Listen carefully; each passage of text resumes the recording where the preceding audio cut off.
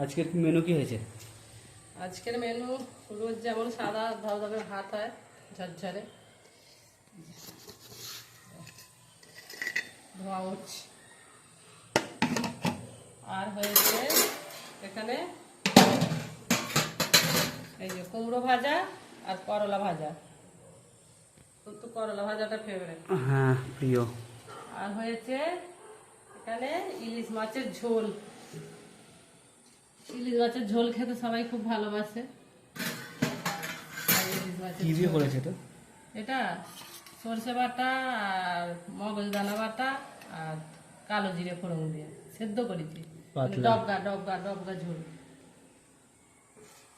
আর হচ্ছে এটা এটা কি? ইলিশ মাছের মাথা দিয়ে কচুর ঘন্ট, শুকনো শুকনো করে ঘাটি কচুর ঘন্ট।